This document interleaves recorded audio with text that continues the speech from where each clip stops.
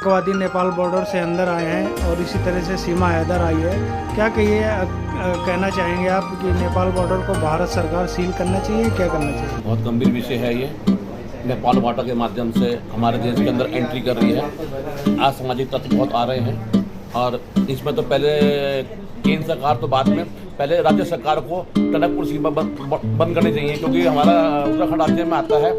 इससे देश को नहीं, उत्तराखंड में पहले नुकसान है। कल को कोई बड़ी घटना, आतंकवादी घटना या किसी प्रकार की घटना उत्तराखंड में हो जाती है तो उसके जिम्मेदार कौन होगा? इसलिए उत्तराखंड सरकार को तत्काल प्रभाव से पहले वहाँ पे BSF वगैरह लगा के या पुलिस लगा के उस बॉर्डर को सील करना चाहिए और जांच पूरी होनी चाहिए कि कौन आदमी आ रहा है, कौन जा रहा है। क्योंकि हमारे देश में कुछ नेपाल मूल के लोग भी आते हैं जो यहाँ पे असामाजिक तत्व फैलाते हैं। इसलिए हर आदमी की बाकायदा जाँच होनी चाहिए और केंद्र सरकार तो बाद में करे, पहले उत्तराखंड सरकार को करना चाहिए काम। ये गरीबी है, बहुत नीचे लोग हैं हमारे यहाँ, मजदूरी करने आते हैं, लेकिन उसके बावजूद यहाँ से वो चले जाते हैं पैसा कमा कर और यहाँ पे कभी गंदगी कर जाते हैं, कोई टैक्स नहीं देते हैं। इसलिए उनको भी यहाँ पे बैन करना चाहिए। नेपाल का जहाँ तक भारतीय संस्कृति से नाता है, भगवान श्री राम जी की जो पत्नी सीता माता नेपाल की पुत्री रही है और हमारा उनसे सांस्कृतिक प्रेम भाव, सद्भाव प्राचीन समय से बना हुआ है।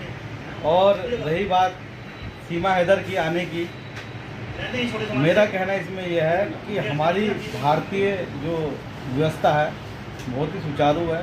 हम अपने देश की सुरक्षा के लिए मोदी जी के नेतृत्व में हमारा देश बहुत ही सुरक्षित हाथों में है। और रही महिला के आने के लिए, इसके लिए थोड़ा सा जो है बॉर्डर पे और भी संगीन जांच होनी चाहिए, आने की प्रमुखता होनी चाहिए। लेकिन हमारे और उनके यहाँ से आने जाने का इस तरह का कोई आदान प्रदान, गैर आपराधिक जो लोग हैं, जो आपराधिक व्यक्ति हैं, उनके आने का नहीं होना चाहिए। उनकी जो है जब वो इस तरफ आएँ या इस तरफ जाएँ बॉर्डर से, तो उनकी जो है सुरक्षा मानकों को देखते हुए सघन कड़ाई से जो है जांच होनी चाहिए। यही मेरा इसमें कहना है। यहाँ पर सवाल ये उठता है कि जब दूसरे देशों से लोग नेपाल आते हैं, खासकर पाकिस्तान से, तो वो किसी न किसी वीज़ा पे ही आते होंगे और वीज़ा लेके वो नेपाल आने के बाद इंडिया में घुस जाते हैं। उस पर नेपाल क्या सफाई देना चाहेगा और नेपाल के ऊपर आरोप तय होने चाहिए कि नहीं? नहीं, इसमें नेपाल देश को बताना चाहिए कि नेपाल में उनकी एंट्री कैसे हो रही है। नेपाल से और हमारे बीच में आना जाना तो हमारी सीमा उनसे जुड़ी हुई है। हमारे यहाँ से बस भी चली हैं, यात्रा होती है, टनकपुर से भी होती है, रेल भी चलाने के लिए हमारा वो है। तो हमारे यहाँ से तो उनके यहाँ आना जाना एक भारतीय संस्कृति से, हमारे कई बार जब रामलीला के समय में भी हमारी जो है यहाँ से यात्रा होती है। लेकिन जो नेपाल में एंट्री हो रही है और देशों की, जिस तरह नेपाल को एक पहले हम हिंदू राष्ट्र के रूप में जानते थे और पूरे विश्व में हिंदू राष्ट्र के रूप में पहले नेपाल रहा है, उसे अपनी उस सभ्यता को बनाए रखना चाहिए। और इन तरह के जो आपराधिक लोग हैं जो नेपाल में एंट्री कर रही है, जो नेपाल को चीन अपनी गोद में बैठाना चाहता है, चीन उस पर कब्जा करना चाहता है, चीन उसके माध्यम से भारत की सुरक्षा में सेंध लगाना चाहता है, इसके लिए नेपाल को खुद सजग रहना चाहिए और नेपाल को अपने यहाँ जो उनके यहाँ जो लोग एंट्री करते हैं उनकी सघन रूप से जांच करानी चाहिए। ताकि क्या कहेंगे नेपाल से जिस तरह से, देखिए, किसी दूसरे कई देशों से होकर हमारे देश में किसी लेडी का आना, ये हमारी सुरक्षा में बहुत बड़ी चूक है और इसकी कहीं ना कहीं किसी न किसी को जिम्मेदारी तो लेनी चाहिए।